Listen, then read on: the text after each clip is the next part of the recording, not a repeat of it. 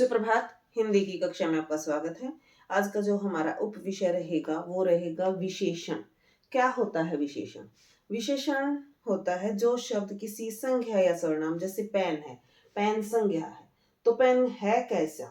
White है, black है, काला है ना, काला है, सफेद है। तो जो इस चौक की विशेषता है कि ये काला है और सफेद है, तो किसी चीज की जो विशेषता बताते हैं जो शब्द, चाहे वो संज्ञा हो चाहे वो सर्वनाम हो, तो दोनों की विशेषता बताने वाले शब्दों को विशेषण कहते हैं। जिन शब्दों से संज्ञा या सर्वनाम की विशेषता का बोध होता है उन्हें विशेषण कहते हैं। जैसे भारत एक विशाल देश है। भारत कैसा देश है? विशाल। तो भारत की विशेषता बता दी कि वो एक बहुत बड़ा देश है, विशाल देश है। तो विशाल जो शब्द है वो विशेषण है। और विशाल शब्द के द्वारा किसकी विशेषता बताई? भारत की, देश की। ठीक है, तो जो देश शब्द है वो विशेष्य है। जिन संज्ञा या सर्वनाम शब्दों की विशेषता बताई जाती है, ठीक है, तो देश की बताई गई है, वो कैसा है? देश विशाल है। तो जो देश शब्द है वो क्या हो जाएगा? विशेष्य कहलाता है। जिन शब्दों की विशेषता बताई जाती है वो विशेष्य, और जिन शब्दों के द्वारा बताई जाती है वो विशेषण होते हैं। तो विशेषण के 4 भेद हैं। नंबर 1, गुणवाचक। गुणवाचक विशेषण क्या है? जिन शब्दों से किसी व्यक्ति, वस्तु, प्राणी या पदार्थ के गुण, दोष, आकार, स्थान, रंग, काल, दशा, दशा होती है स्थिति, आदि का बोध होता है। जैसे सुंदर, सफेद, छोटा, नमकीन, जापानी, कोमल, नया।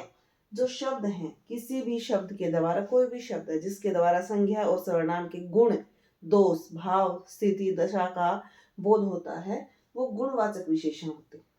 नंबर 2 है संख्यावाचक विशेषण। जो शब्द संज्ञा या सर्वनाम की संख्या बताते हैं, काउंटिंग जहां हम करते हैं, ठीक है, तो ये 2 तरह के होते हैं, निश्चित संख्यावाचक और अनिश्चित संख्यावाचक। जैसे 2, 4, कुछ, कई, काफी, सब, दुगना, प्रत्येक। तो इसमें अनिश्चित, जैसे कोई, कुछ, कुछ हमें पता नहीं कि कितना है। तो जहां निश्चित संख्या का बोध हो वहां निश्चित संख्यावाचक, और जहां निश्चित संख्या का बोध ना हो वहां अनिश्चित संख्यावाचक विशेषण कहलाते हैं। नंबर 3 है परिमाण। परिमाण होता है नाप तोल, जिसको हम नापते हैं, तोलते हैं। परिमाण वाचक विशेषण किसी संख्या की मात्रा, नाप तोल संबंधी विशेषता बताने वाले शब्दों को परिमाण वाचक विशेषण कहते हैं।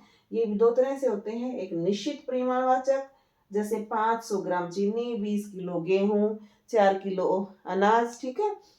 अनिश्चयवाचक क्या होते हैं? जैसे कुछ, जहां किसी निश्चित नाप तोल का पता ना हो वहां अनिश्चित परिमाणवाचक विशेषण होता है। जैसे कुछ चीनी, कुल गेहूं, थोड़ा दूध, ठीक है, तो ज्यादा नहीं पता हमें इसके बारे में। लास्ट होता है सार्वनामिक विशेषण। नंबर 4 कौन सा हमारा? नंबर 4 है सार्वनामिक विशेषण। सर्वनाम के नाम से, जैसे इसके नाम से ही पता चल रहा है, विशेषता तो विशेषण की बताते हैं, शब्दों की बताते हैं, लेकिन शब्द कौन से हैं? सर्वनाम शब्द।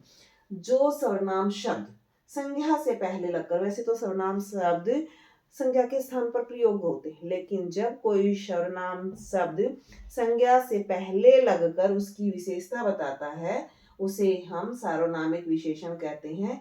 जैसे यह पुस्तक, पुस्तक संज्ञा है, लेकिन इससे पहले हमने यह लगा दिया तो उसकी विशेषता बता रहा है कि ये पुस्तक, यह पुस्तक राम को दे दो। वह मेरा, मेरा घर, मेरा घर संज्ञा है तो वह लगा दिया, ठीक है, तो क्या हो जाएगा? वह मेरा घर है, सार्वनामिक विशेषण। कौन सी पुस्तक, पुस्तक संज्ञा है, हमने पूछा कौन सी, तो ये उसकी विशेषता है, तो सार्वनामिक विशेषण। कोई लड़की बाहर खड़ी है, तो कोई लड़की, लड़की संज्ञा है, कोई शब्द सर्वनाम है, तो सर्वनाम शब्द किसी संज्ञा से पहले आकर उसकी विशेषता बता रहा है, तो वो हो गया सार्वनामिक विशेषण। ये था हमारा विशेषण।